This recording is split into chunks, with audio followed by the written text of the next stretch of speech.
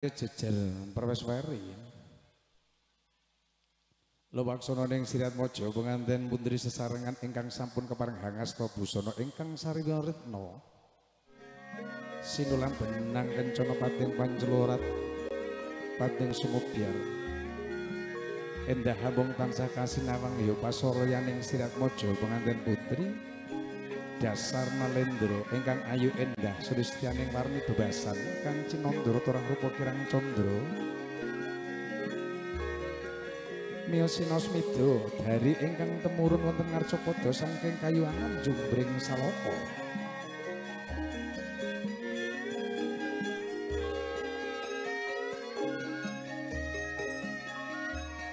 satemaki warya lumaksana ning Sirat Mojo penganten kakung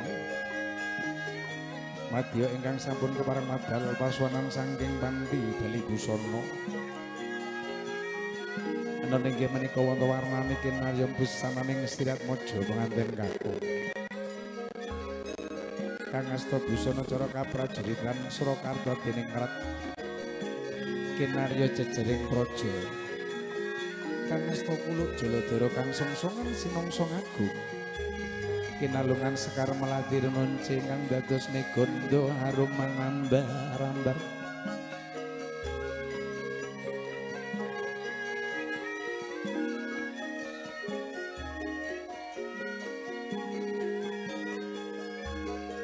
lenggahan lenggono laras Sirat Mojo penganten putri wonten pandhapyaning ingkang mukir dampar kencana susila gati ringga rawuhipun Sirat Mojo penganten kakung ingkang madya madal paswanan kinarya hagina rubyuk kadherekaken sedaya para sentana sanak kadang madya bala rinapit sadra kembar emban-embanan ingkang sampun kepareng hangasta sekar mayang sekembaran pratandha papujaning Dewa Daru Jaya Daru ya kembar mayang awit menika wonten warnane ingkang dadosna kinarya junuk ing Sirat Mojo anggen pelumban beberean agung sesarengan lumaksana ning Sirat Mojo penganten kakung kadherekaken sedaya para sentana sanak kadang wadya bala keparana hangasta busana ingkang mawarni-warni tansah endah kang sinawang kedi kalawan bani lumaksana lononan saya dangu saya cangket jangkaring Sirat Mojo penganten kakung pun dasar lumaksana gajah guling sak jangkah mandhet sak jangkah manoleh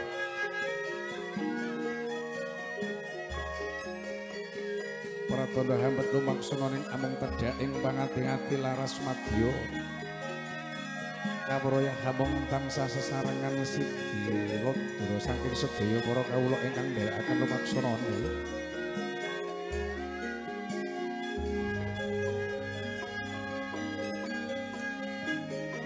keparana jengkar saking sasana palenggan Sirat Mojo penganten putri saking keng ngukir dampar kencana mbake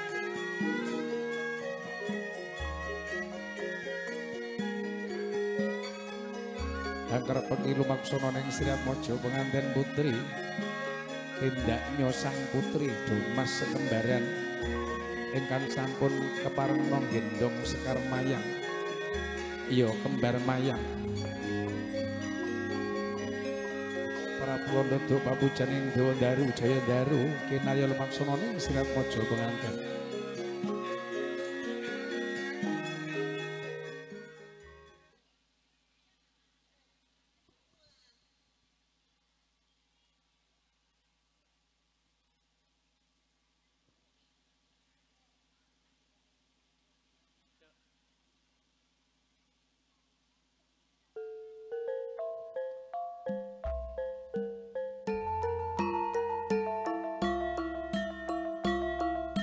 kinarya ungeling gending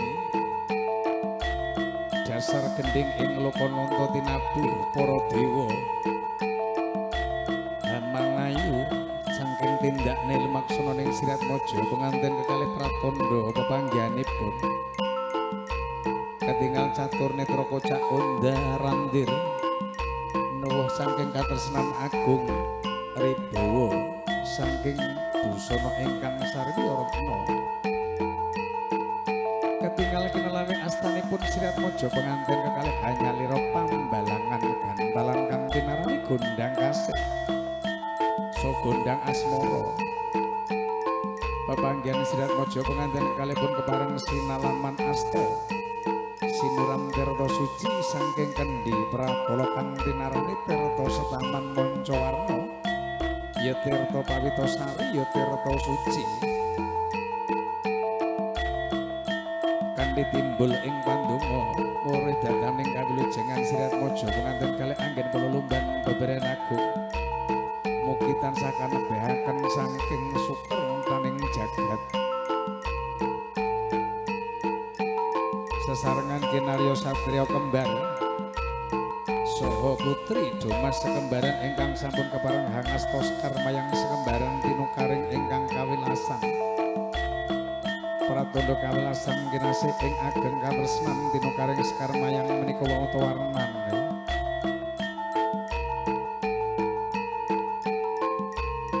paripurna tinukaring sekarmayang sekembaran Siratmojo penganten putri sampun tanggap ing sasmita kepareng dodok sak sebo sinuku-suku mari kelu tapak ing asta sungkem ngarsanipun sang nata Siratmojo penganten kakung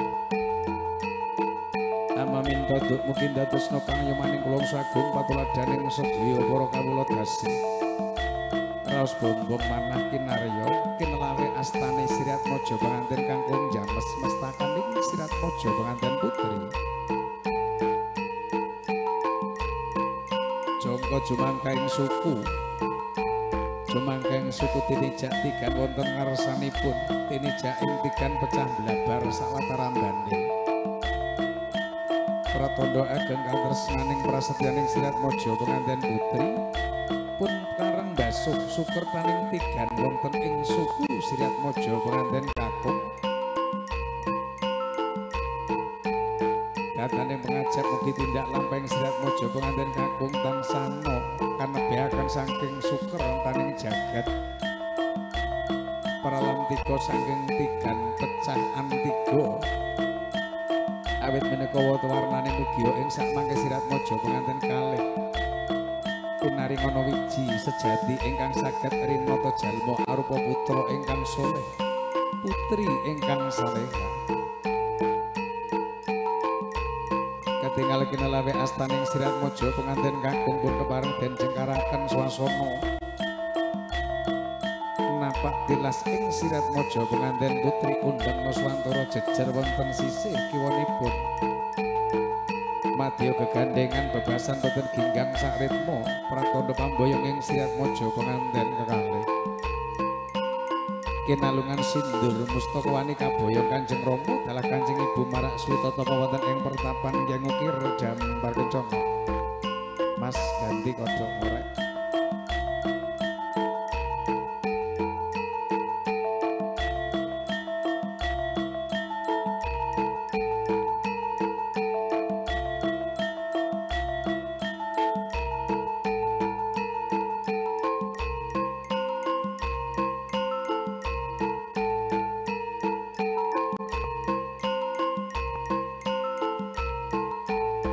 sedya pratandha pamboyong ing Siratmojo penganten kekalih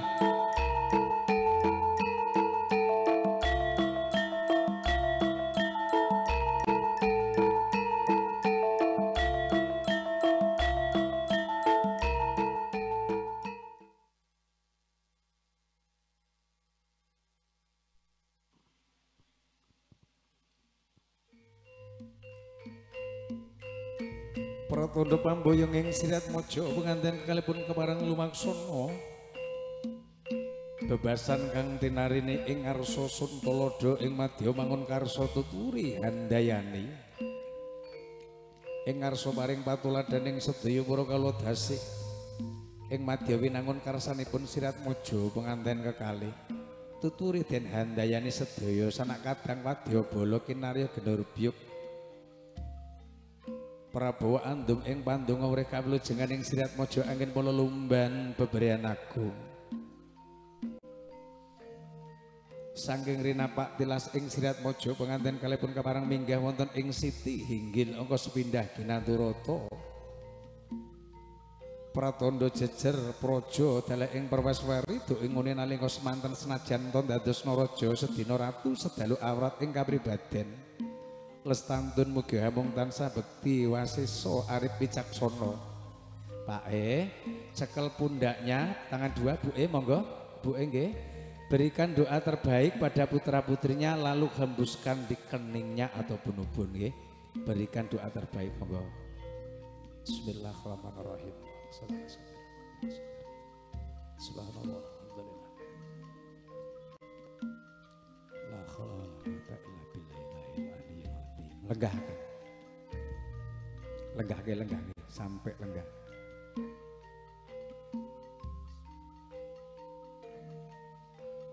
Sedya lenggah jejer Sriat Mojo pengantin kali wonten ing pertapan Kyai Ngukir Jambar Kencana Kuncoro Waskita jejer praja lan Perweswari. Ora saking bekti wasisa ngarsanipun Kanjeng Rama dalah Kanjeng Ibu kemparna Sriat Mojo pengantin kekalih jengkar saking sasana palenggan sungkem sang nata.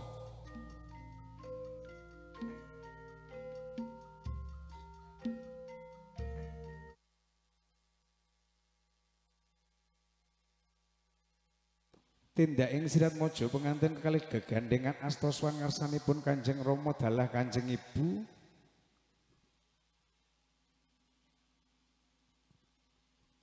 Dodok sak sebo sinengku suku tapaking asta maminta ngarsanipun Kanjeng Rama dalah Kanjeng Ibu ing uni nalika semanten. Aduh Kanjeng Rama suwan kula ngarsa panjenengan ngaturaken sembahing pangabekti kula kunjuk. Ninggah tiyang kula nyuwun tambahing pandonga pangestu angin kala lumban bebarengan agung pinaringana kawilujengan Kanjeng Rama.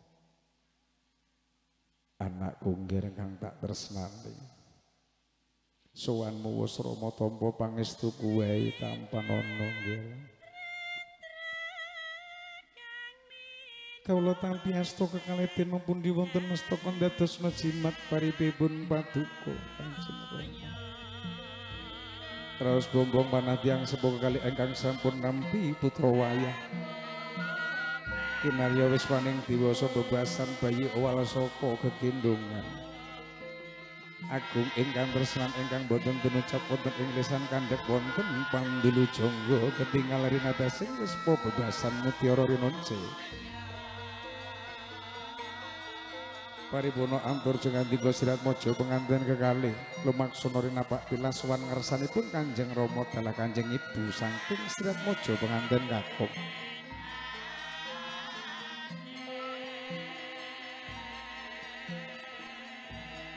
Keparana Sriat Mojo pengantin kepelung atur sungkem pangabekti ndodok sak sebo seningku suku tanpa ing asta tuk inguni. Aduh Kanjeng Rama suwan kula ngarsa panjenengan ngaturaken sembahing pangabekti kula kunjuk.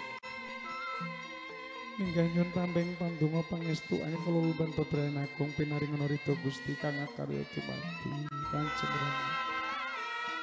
Anakku mbir suwanmu wis Rama tampa pangestu kuwe tampan ana mbir. Kula tampi asta kekalih dina pundi wonten mestaka ndadosna jimat paripipun paduka Kanjeng Rama. Kinarya raos bombong manah tiyang sepuh kekalih bebasan sumendal batosipun hamirsani putra wayah ingkang atur sungkem pangabekti kanthi Bu Ageng Wasesa. Tansah habung maneka ngarsanipun Gusti kang akarya dumadi datnaning pengajap mugi lestantun anggen penulunggan beberyan agung. Tansah kanebihaken samodaning sukreng taning jagat kawiku. Murih gegesangan wonten ing jagat Nuswantara kinarya hamung tansah netepi perintahing Gusti kang akarya dumadi nebili awisane madya ing kawilujengan.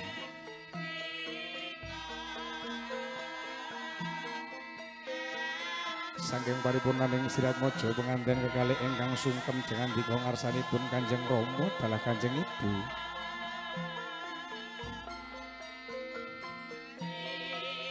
Miwasak pundhiri wonten ing pertapan lelenggah aniwaka wonten ingkang Ngukir Jambar Kencana rinenggara rawuh. roncening adicara cucur curah tompo kaya bondo bandulan sak pinunggalane pratandha tanggah tanggung jawab ing Sirat Maja penganten kakung anggenipun ngupakarti wonten ing jagat Nuswantara kinarya Mas Picis Raja Branabondo Bandu den curahaken ngarsanipun Sirat Maja penganten putri kangge syarat serananing gegesangan siramkan sampai habis Mas. Raos bombong panas Sirat Maja penganten putri ingkang sampun kepareng nampi kaya brana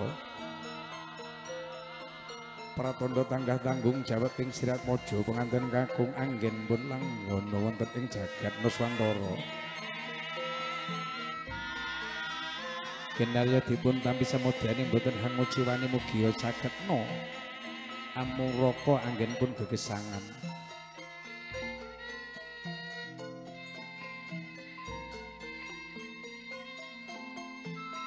sedya paripurna saking adicara cucur curah minggah ing sakmangke kalajengaken adicara Dahara Kalimah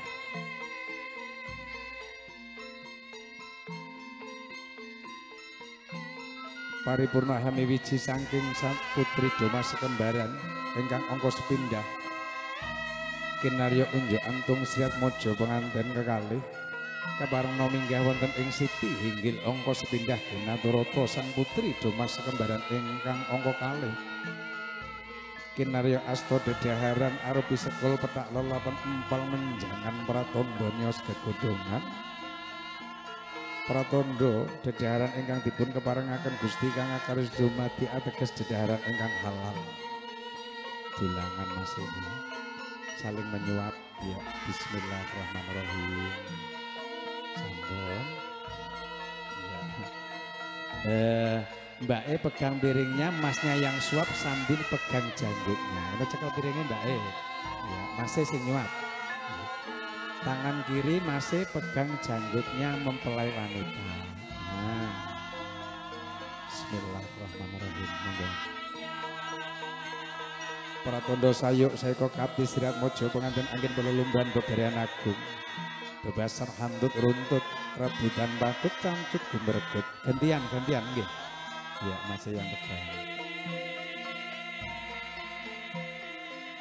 Tangannya Mbak Bismillahirrahmanirrahim.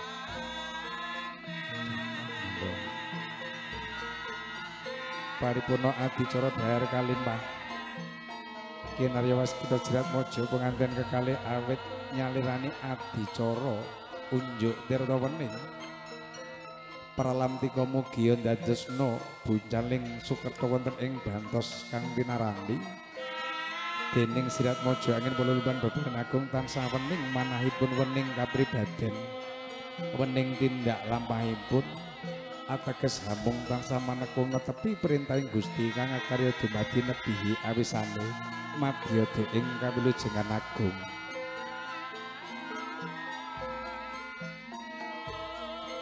Miwambaripun adicara unjuk nirta wening keparengna minggah wonten ing siti hinggil angka sepindhah Ginaturata sang putri Doma Sekembaran ingkang angka 3 caos dedaharan arupi ingkung kinarya sampalan awit menika warnane plalamtika sakunduring Sirat Maja penganten kekalih mugi dados makatunduran ingkang halal ateges dipun tampi wonten swarganing Gusti kang akarya dumadi. Ya angkat sikit terus tarik pegang pahanya Mas. Ya angkat sikit. Oke. Bismillahirrahmanirrahim. Tarik sampai putus. 1 2 3. Ayo. Iya. Oke. Angkat tunjukkan di kamera. Iya. Wonten won. Iya. Terus sudah taruh dulangan. Nah, pendet sikit, diambil sikit untuk disuapkan. Ora usah gede-gede. Nggih sithik mawon. Mungkin nek tahane disuapke kabeh rak ya ramot.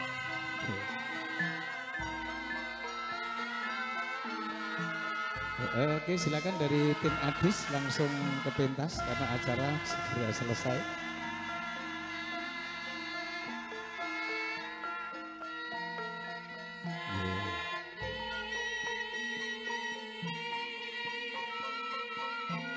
Iya, dipun paringi lapriyen kalih isuan.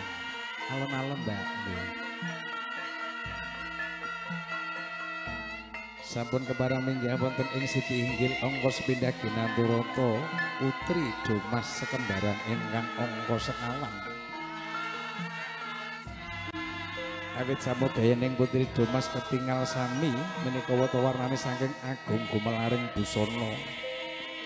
Kembar busanane kembar dedeke kembar samudayane.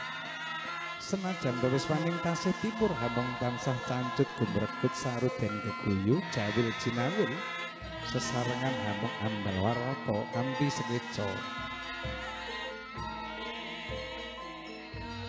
Matur sembah saking paripurnaning adicara ing sang menika ingkang ngasta dhateng tiyang kawula kathah lepating tansah nun agunging pangapunten. Wasana wedal kalajengaken adicara sinar pinilih atau foto dokumentasi ya, dipersilahkan keluarga besar dari mempelai pria ataupun mempelai wanita semoga berkenan mendekat pelaminan untuk acara foto bersama ya, monggo yang akan dipandu langsung melalui tim fotografer kami. Ada fotokomu profesional fotografer, kemudian akan didokumentasikan juga ataupun disiarkan secara langsung bersama DVS Shooting TV Wong Punya Gawe yang dikerjakan oleh Mas Yoyo dan Bung Yanto,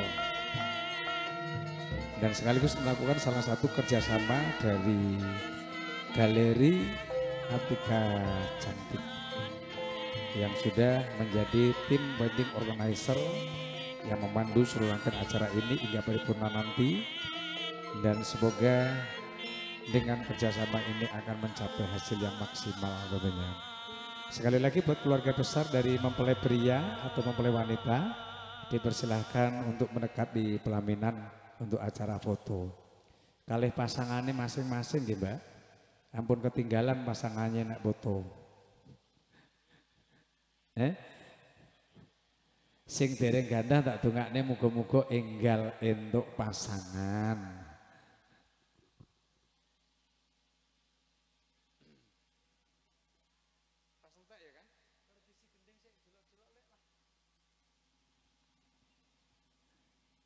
Ya, oke, sekali lagi monggo dari keluarga besar mempelai pria, mempelai wanita, nanti dilanjutkan anggota sinom. Setelah keluarga besar sudah berfoto, anggota sinom diawali dari tim prasmanan dan anggota sinom yang di belakang atau Mas Mase ya. Siap-siap untuk foto Mase, dikoordinir anggotanya.